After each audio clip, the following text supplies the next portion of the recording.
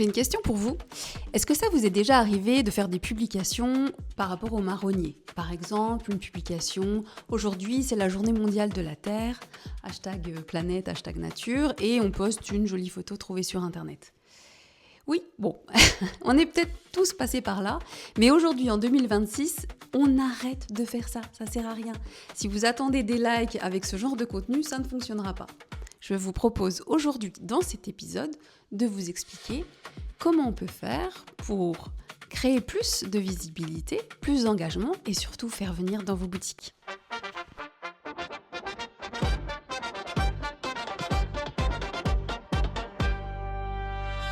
Bonjour et bienvenue sur Ça rayonne, le premier podcast dédié aux commerçants et aux points de vente qui veulent attirer plus de clients en boutique grâce au digital. Cette semaine, dans ce nouvel épisode, on va voir comment s'appuyer sur le calendrier éditorial du mois de mai, sur les marronniers, sur les dates clés, pour animer vos points de vente et aussi créer de l'engagement et de la visibilité sur les réseaux sociaux. Restez bien jusqu'à la fin car j'ai préparé une ressource gratuite qui sera disponible pour vous aider dans la création de votre contenu sur les réseaux sociaux. Une date intéressante qui est le 6 mai. Le 6 mai, c'est la journée mondiale du coloriage. Donc là, je vous vois déjà venir en me disant « Non mais attends, le 6 mai, journée mondiale du coloriage, qu'est-ce que j'en fais pour ma boutique ?» Eh bien, vous saurez que cette année, le 6 mai, ça tombe un mercredi. Mercredi, jour des enfants, coloriage, ça peut être intéressant. Idée, on les occupe. Deuxième idée, c'est on va se servir de cet événement pour après le relayer sur les réseaux. Vous pouvez créer des coloriages en lien avec votre activité. Les produits que vous vendez, ça peut être même votre boutique. Vous pouvez refaire en dessin de coloriage avec ChatGPT, ça se fait assez facilement. Vous pouvez même donner des personnages, des mascottes ou des personnages que vous vendez par exemple dans votre boutique. Sur ces coloriages, vous allez mettre votre nom d'entreprise, le nom de la boutique, le logo, l'adresse par exemple, un petit souvenir comme ça que les personnes pourront rapporter chez elles. Et donc ce que vous allez pouvoir faire, c'est de prendre en photo les coloriages des enfants à chaque fois qu'ils le font et vous leur dites « Suivez-nous sur les réseaux sociaux, ce soir on fait un petit tirage au sort sur les coloriages, on mettra le nom des gagnants, les coloriages gagnants sur notre page Facebook. » par exemple. Donc voilà, les coloriages à disposition. Donc comme ça, vous prenez tout au fil de la journée les photos des coloriages et puis à la fin, vous faites une publication déjà pour publier tous ces coloriages-là. Ça fait quelque chose d'assez humain, d'assez vivant. Et puis, vous pouvez organiser un tirage au sort en annonçant le nom des gagnants, par exemple, sur votre réseau social. Donc là, ça va permettre aussi aux personnes, aux parents qui seront présents de vous retrouver sur Facebook, pourquoi pas de vous suivre si ce n'était pas encore déjà fait. Donc là, il y a plusieurs objectifs. Le premier, c'est d'occuper les enfants.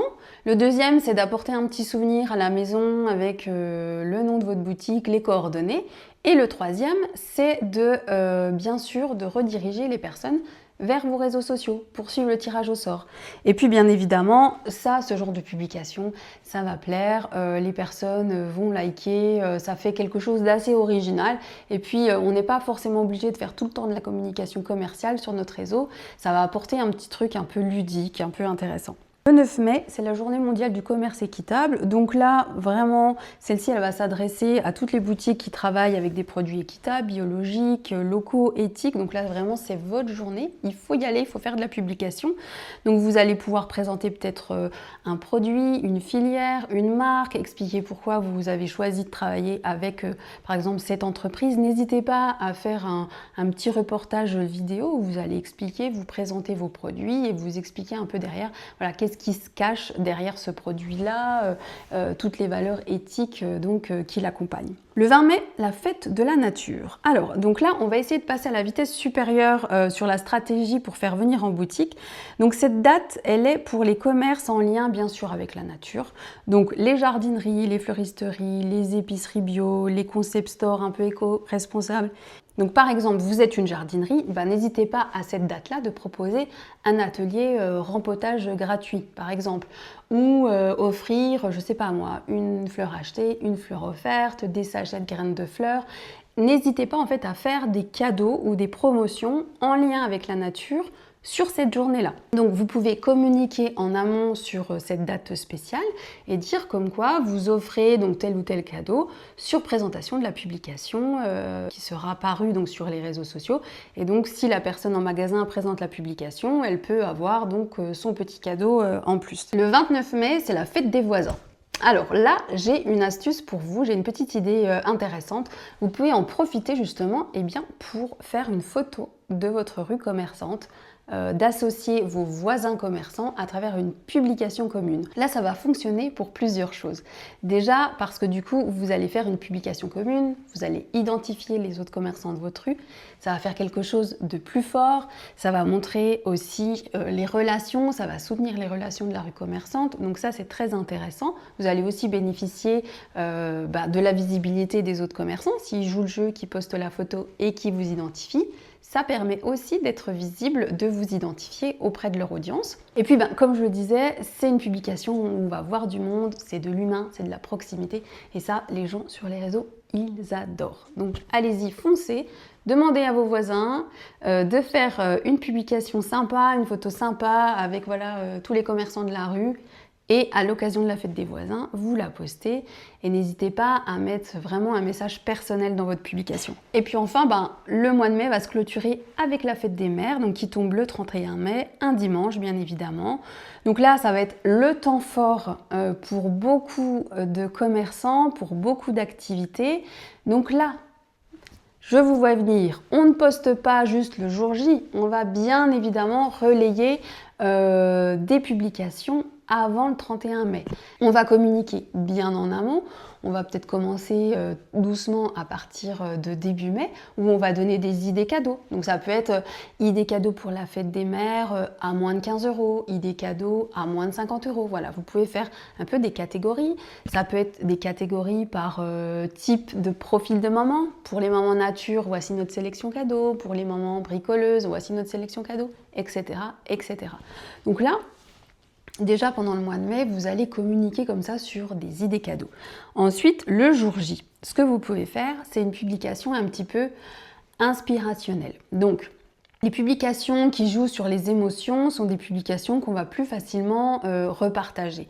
Donc là, on va peut-être penser à faire une publication pour le 31 mai, soit qui va jouer sur l'humour ou vraiment l'émotion un peu forte, un peu amour d'une maman. Donc ça peut être, vous allez partager une citation forte ou une vidéo drôle qui va résumer un petit peu la relation qu'on peut avoir mère-enfant, qui va essayer de susciter du partage. Ça, on va le poster donc le 31 mai.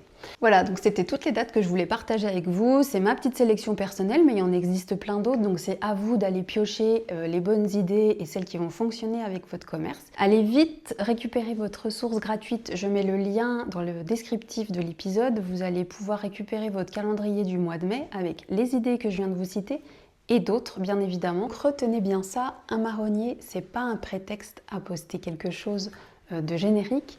C'est une belle occasion de créer du lien, de faire venir en boutique et de vous différencier. C'est votre force, utilisez-la. Si cet épisode vous a donné des idées, dites-le moi en commentaire. Laissez-moi un avis 5 étoiles, ça va me donner de la force pour continuer parce que c'est pas facile. C'est le premier épisode, je me lance, donc soyez indulgents. N'hésitez pas donc à vous abonner. Merci beaucoup et à bientôt pour un prochain épisode.